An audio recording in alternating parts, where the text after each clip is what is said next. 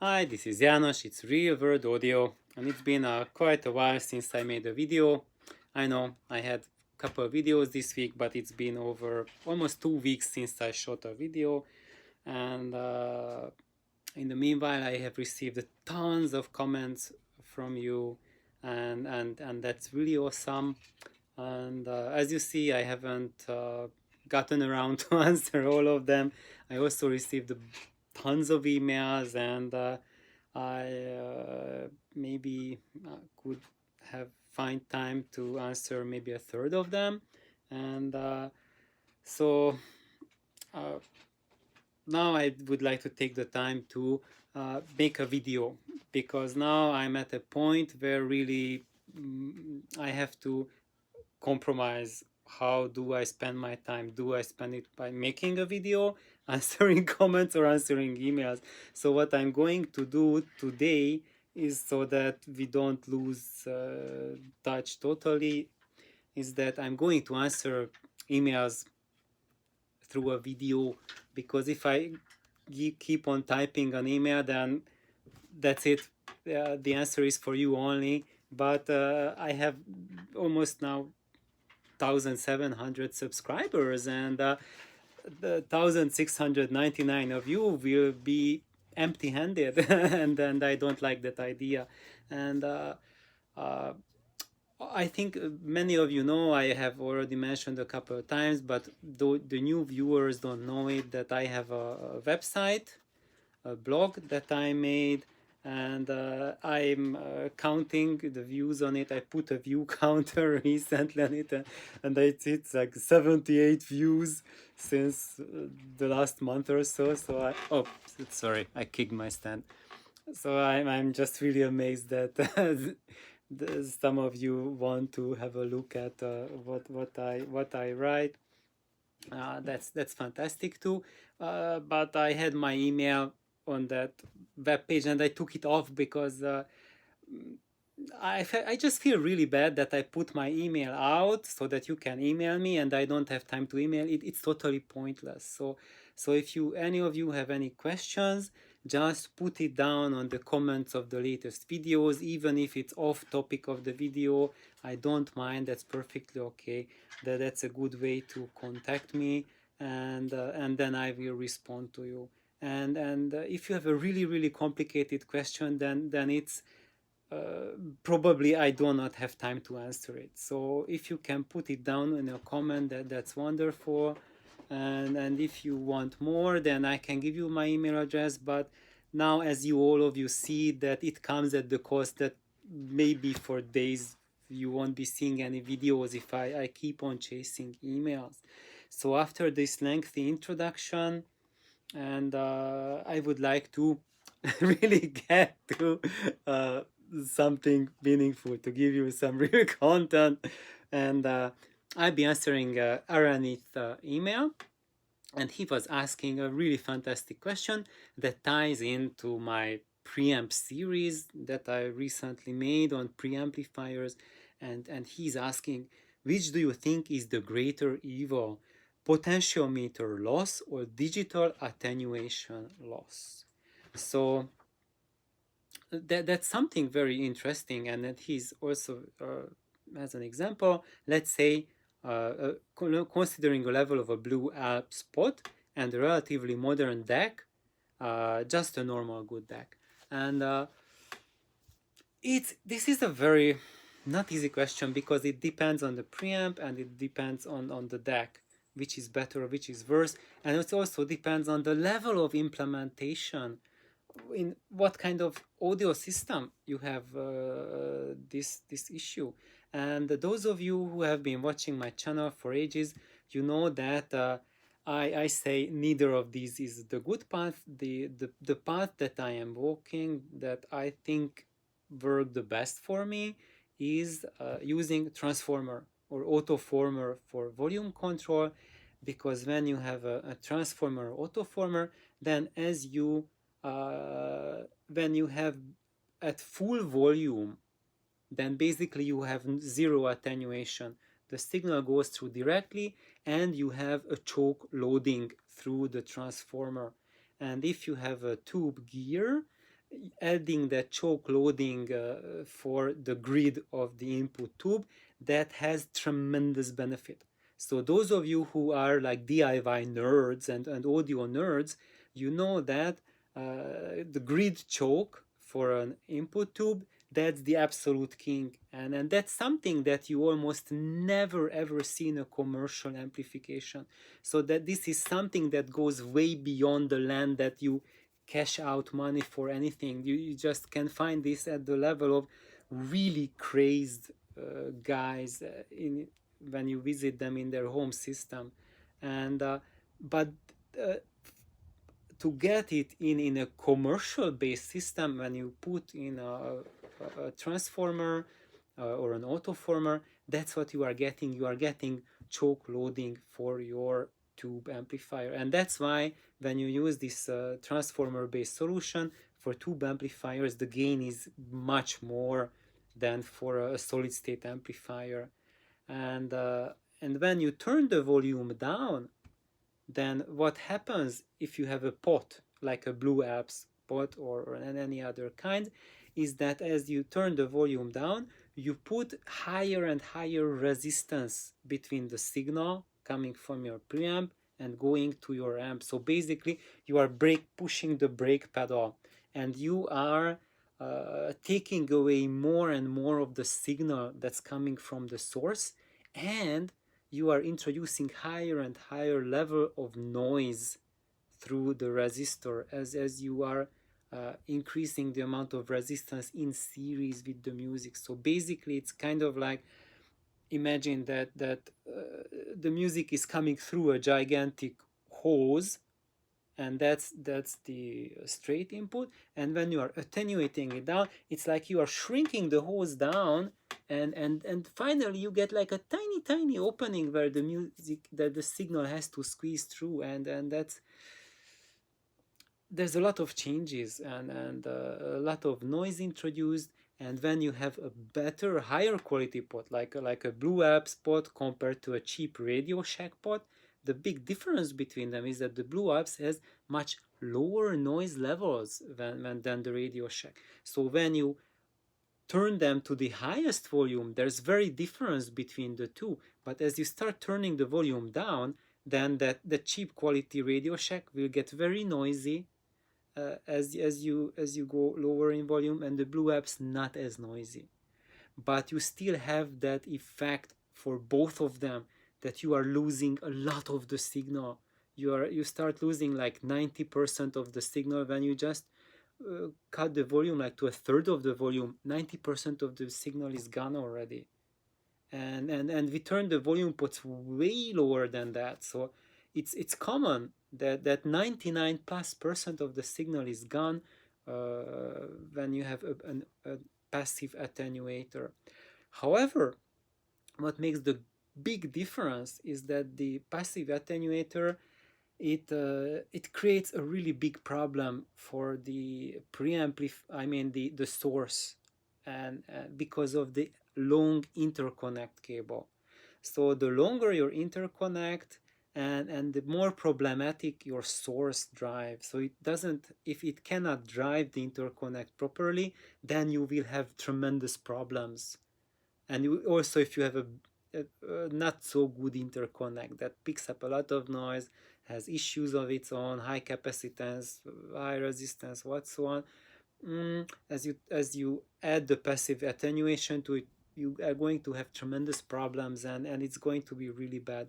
In that case, if you just have the attenuation at the DAC level, so you can get rid of this whole issue right at the DAC. If you use digital attenuation, it will be much better than trying to drive the signal through a poor quality interconnect and a mediocre to okay volume control. That's the really sucky situation. Try to avoid that. However, there are companies, like the proper way to do the passive attenuator is to have a tube that drives the attenuator. And when you go at some of the vintage gears, like some of the vintage Marantz preamplifiers, that's how they were done. All of the premium preamps of the like 70s and so on, they had a tube driving the pot, the volume control. And because of that, because there's no 2 meters long interconnect in front of that pot, just the tube with a low impedance used in a cathode follower mode. Because of that very low impedance, it can drive that volume pot, and then the losses don't matter as much, because basically you have a power factory driving it, and you can afford to have those losses. It's not going to be as bad. However, last time I checked, I don't think there's any modern made commercial preamps on the market that have a tube driving the pot. I don't know. Maybe there are. I am not a wizard on commercial products. Frankly, in the past 20 years, I haven't really heard a single commercial preamplifier that I would halfway accept or recommend to anyone. So I don't know what's out there. I did not go out of town just to know every single preamp or try or hear, or I just don't care at all about commercial preamps, because I can't recommend any single one of them. Are there any good ones? Maybe, probably. Will there be any that are helpful for you? Most likely. Have I heard any that have helped me? No, I did not. But what I can recommend is that if you want to build one for yourself, or you are looking for one, look for that factor to have a tube driving the pot, and in that case the pot will not be something evil. Or look for very high quality interconnect cable to drive that pot. In that case it won't be such an evil thing. Or what you can also do, change that volume pot to work as a shunt volume pot. That's what Sakuma did, Sakuma-san, Susumu Sakuma. In that case, basically, you are not putting the resistor in series with the signal. You are lowering the input impedance of your power amplifier. In that case, you need a source that can drive very low impedances, very low loads. Otherwise, as you turn the volume down, you are going to lose bass, but you are not going to put that ton of resistance in series, so it's not going to cut into the flesh of the music, so to say. So when I built my Darling amp, that's how I did it. I had the volume control, used it as a shunt volume control, and I just used the Radio Shack volume control, and in a shunt mode, even a Radio Shack works just as good, or maybe even better than the Blue Alps in the regular series mode volume control. Except that when you go down like really soft volumes, then you start noticeably losing bass. But when you listen very quietly, you don't want you that like 20 hertz or 30 hertz sounds. That's not exactly what we are going to look for when you listen to it whisper quietly. So actually, even with those the losses with the shunt pot, and I was just using it with a regular CD and regular Hagerman Cornet phono stage that has the cathode follower for the output, which provides low impedance output, the shunt volume pot was perfect for me, and I did not notice any bass loss with it. So that's one thing that I can recommend, shunt pot. That works pretty well if you have a reasonably low source impedance. Now with the digital attenuation, well, if you have a DAC and you use your DAC and it has that attenuation, use it. If it's built like that, use the feature.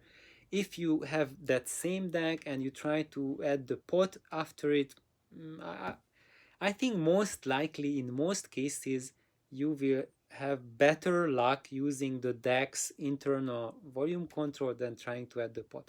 Well, but if you add a transformer based volume control after that, then that will be a better choice than using the DAC's internal DAC, internal volume control, because I have not finished yet my train of thought about the autoformer or transformer volume controls. Is that when you turn the volume down, then actually it's not cutting the signal, but you are converting voltage to more current.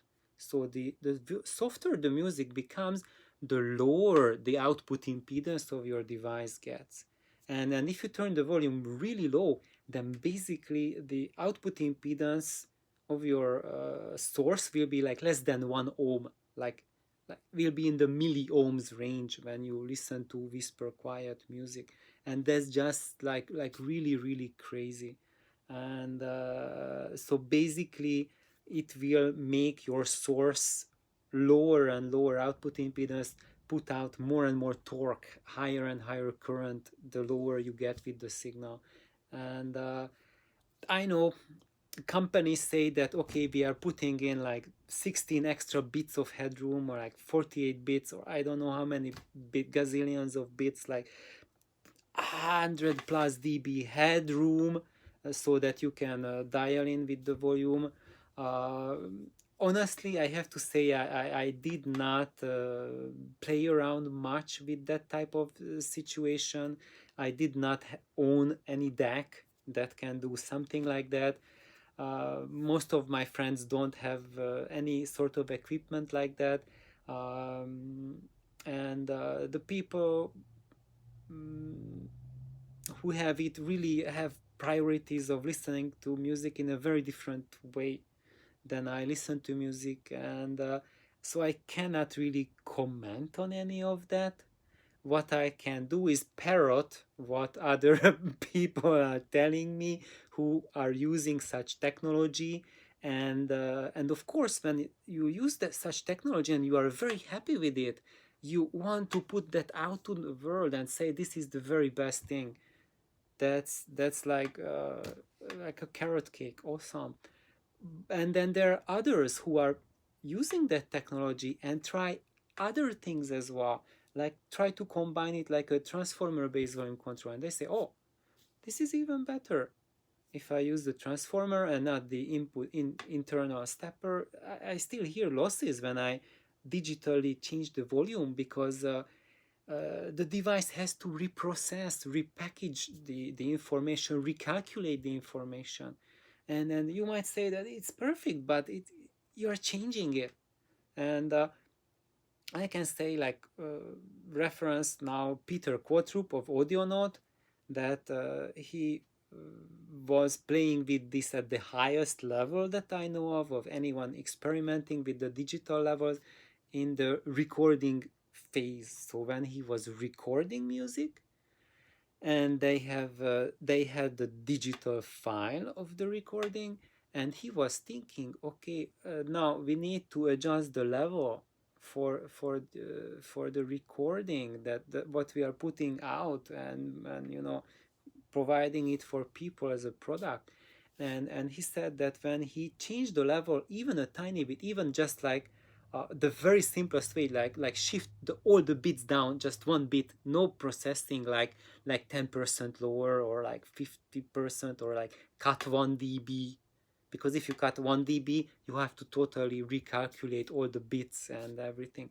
The simplest one is just shifting the bits one lower, and there's no really calculation required for that. So there won't be any hinkiness in it. It's just 1 bit shifted right or left, whatever.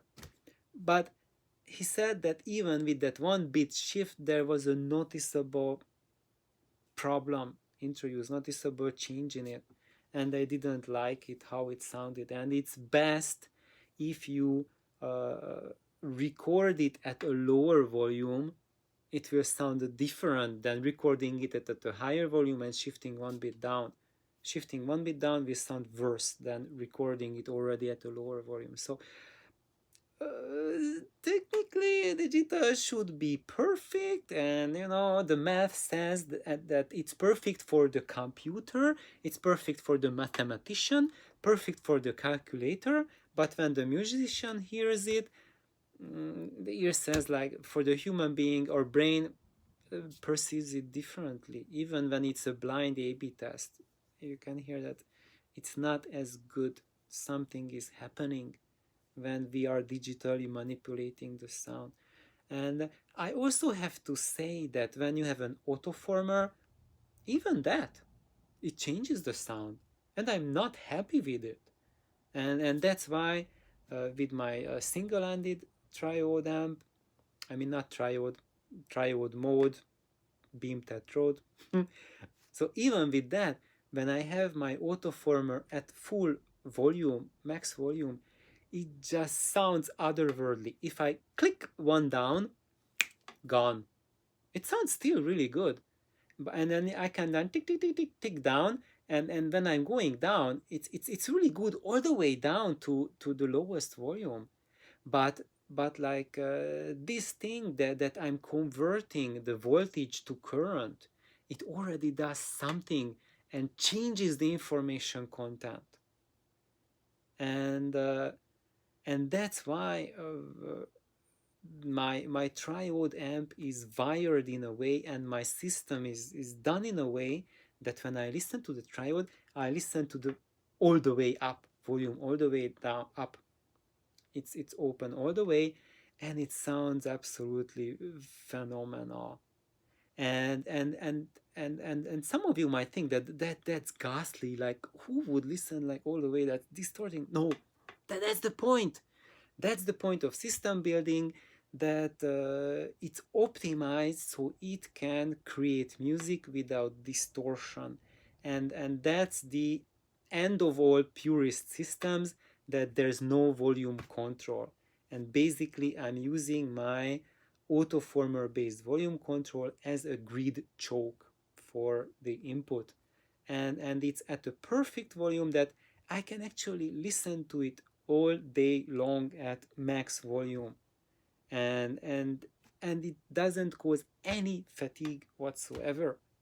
And this is something that would totally flip the entire audio community, because everyone knows we get fatigue, but we don't get fatigue because of the volume. We get fatigue because of the distortion that's coming with the volume.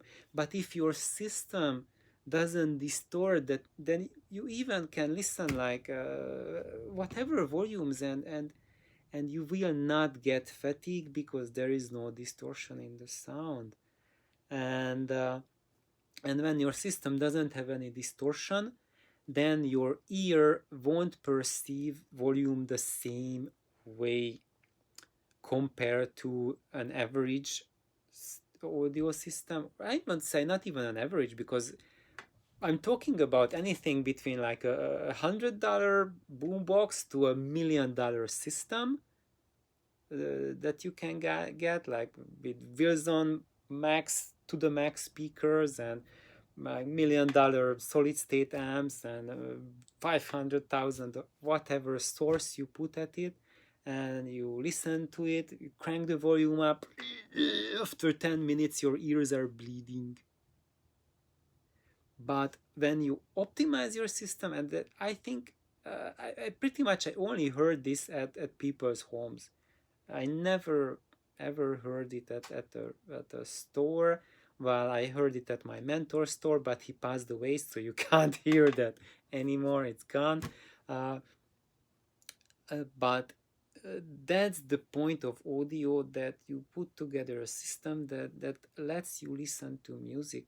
And if you want to listen to like here, basically RNA question was about what's the best we can get, like, right, which is the greater evil. How can we get rid of the evils?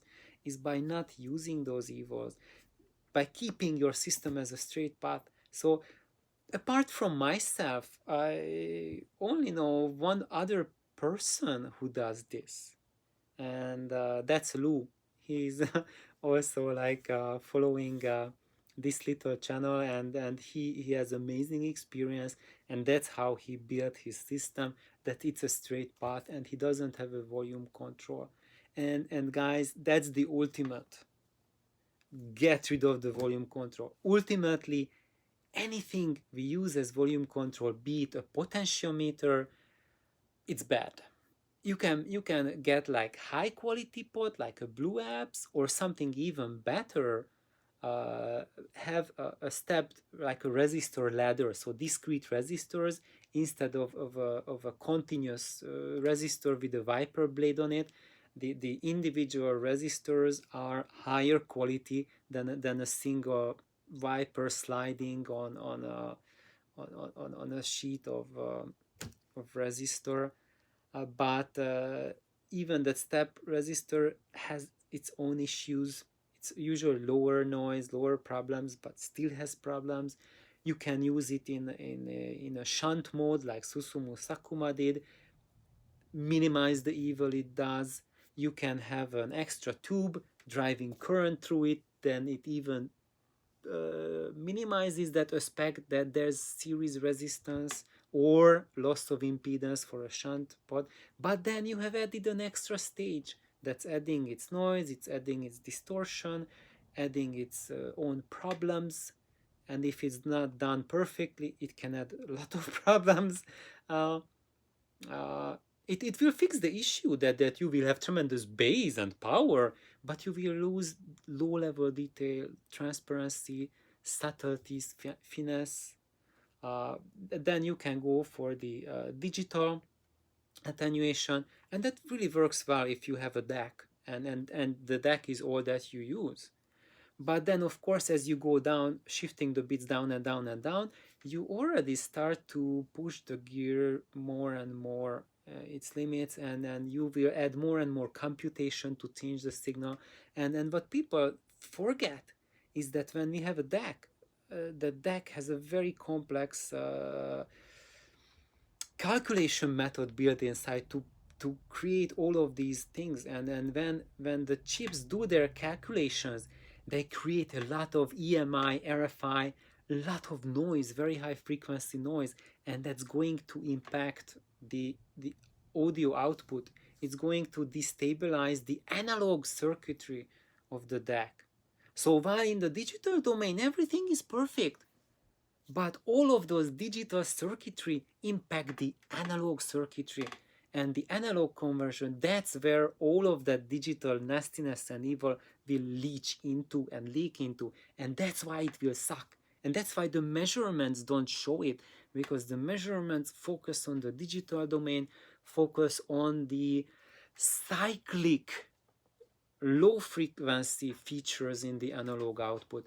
And when that, what happens in the digital domain, that's ultra high frequency, and it will not create a cyclic low frequency impact that's going through the audible channel, but it's going to create an impact that is not cyclic, but it's there, and it really affects the transients, affects the phase of the high frequencies.